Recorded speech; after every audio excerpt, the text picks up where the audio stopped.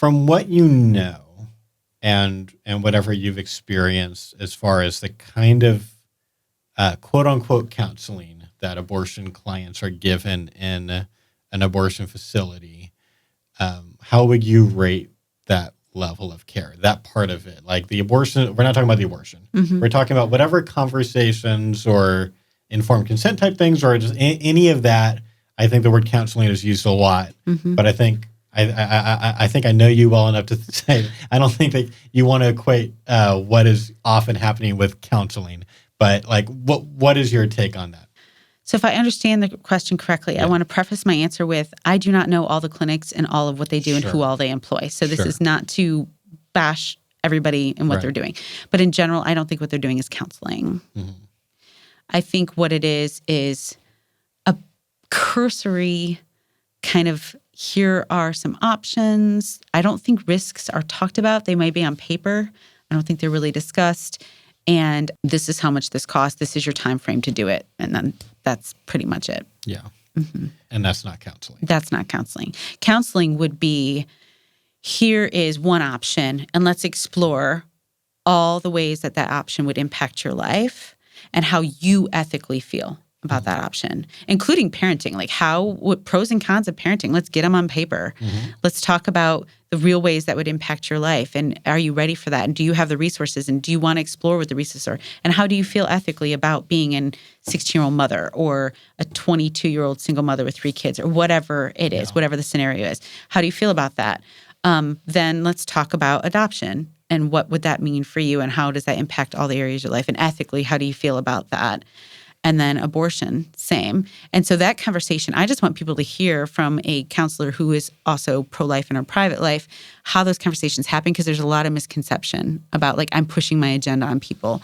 But when a woman comes in about abortion, the conversation first is, with you as their counselor. With me as their counselor. And she wants to talk about abortion. Right. And she wants to talk about abortion. She's considering abortion. Like, what has brought you in today with that as one of your options? Give me the history behind what's going on with you. Okay. So given all of those things, do you feel you have needs for resources that haven't been identified yet? Can we explore all of those things? So we have all those done. And I do that work, and I'm sure some people might be hearing this with like, oh, and you're going to pound her in with, we're going to do all these things and you don't have to kill your baby. No. I do that first because some of those are the same answers for all 3 choices.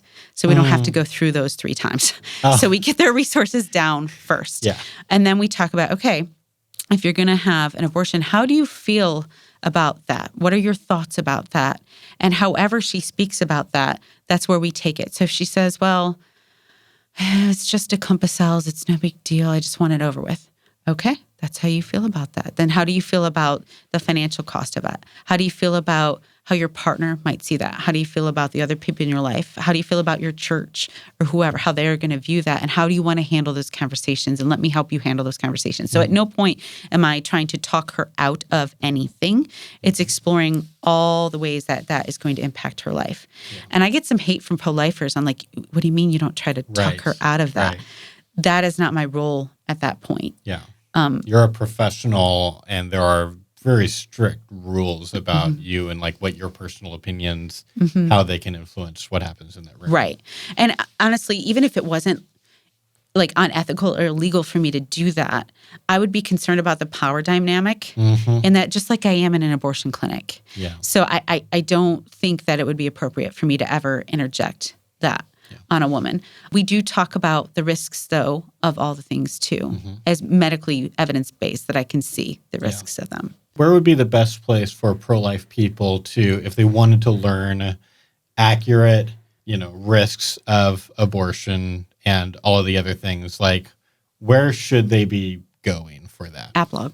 Aplog. They have the medical side, and they have lots of, they detail what is an official statement and what is an opinion statement. They detail them out for you, so you don't have to try to figure out, what's opinion versus what's fact. Yeah. And we have some mental health stuff up, and more is coming. That just started last year, so more will be coming.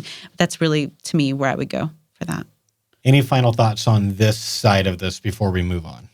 Yeah, I think I want people to know I'm not calling for legislation around counseling or informed consent yet. Okay. I have not put enough thought into what that would even look like. I'm open to talking to people about that both pro-choice and pro-life. I want to hear from feedback from that. But I am advocating for mental health counselors to step up to the plate and acknowledge we have women who are telling us they've been coerced or lied to or are wounded by their abortion experiences.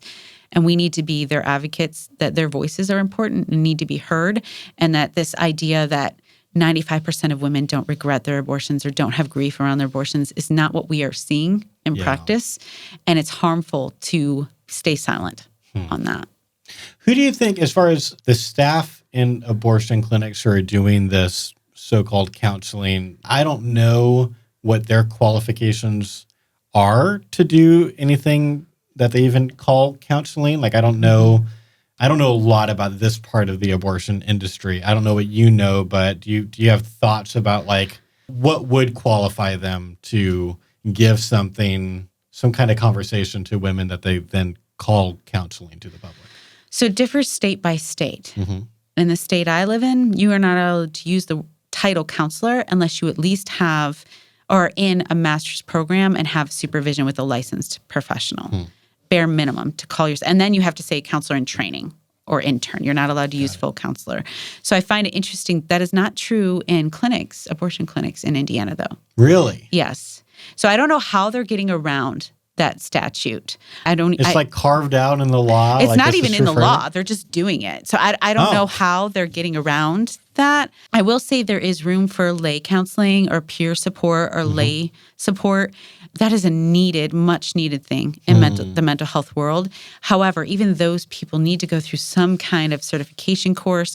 And I will admit there's not one out there regarding how to counsel about abortion. There is no certification course on that. There's no, as far as I know. And I don't know exactly what training they receive at their abortion clinic, so I don't want to even venture to talk about that. But I do know that there's no curriculum, even in the mental health world, for post-abortive healing. There are lots of books put out there by lots of different people that are wonderful that I use, but there is no curriculum on it.